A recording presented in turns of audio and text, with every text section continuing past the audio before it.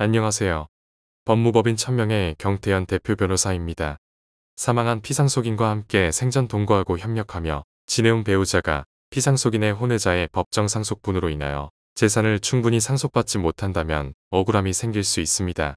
이러한 상황에서 오히려 혼외자가 상속분할 심판 청구 소송을 제기한다면 배우자는 어떻게 대응해야 할까요?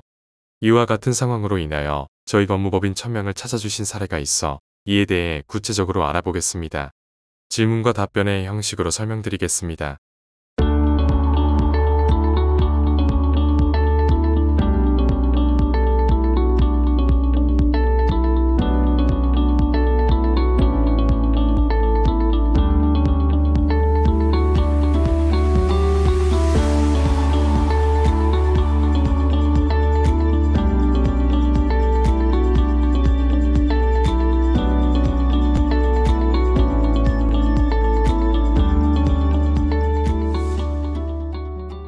경태현 변호사님 안녕하세요. 아버지가 최근에 심근경색으로 갑자기 사망하셨습니다. 가족은 어머니와 저 그리고 여동생이 있습니다. 그런데 문제가 있습니다.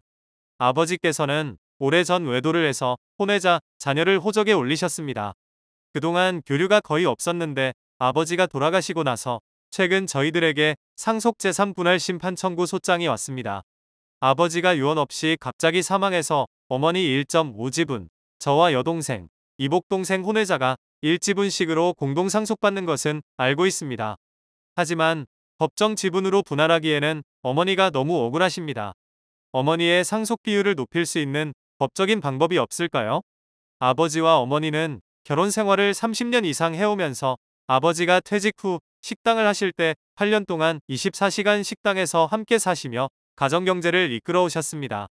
부동산과 예금 명예가 모두 아버지의 명의라고 해서 어머니와 같이 형성한 재산을 전부 아버지의 상속 재산으로 보아 법정 상속 비율대로 나누는 것은 불공평하다고 생각합니다. 만약 어머니가 이혼을 했었다면 30년의 결혼 생활에 대한 어머니 재산 분할이 더 많다는 것을 알고 있습니다. 상속에 있어서도 30년의 혼인 기간에 대한 어머니 기여를 제외하고 상속분으로 분할해서 혼외자에게 줄 수 있는지 알고 싶습니다. 안녕하세요. 상속 전문 변호사 경태현입니다. 질문해주신 사안은 혼외자가 모든 재산이 아버지의 명의로 된 것을 이유로 상속재산 분할 심판 청구를 한 것으로 보입니다. 이와 같이 혼외자가 상속분할 심판 청구 소송을 제기한 경우 결혼생활을 30년 넘게 하면서 상속재산의 형성, 유지, 관리 등의 특별한 기여를 하신 어머님이 대응하시는 방법은 기여분을 주장하시면서 별도의 기여분 소송을 반서로 제기하는 것입니다.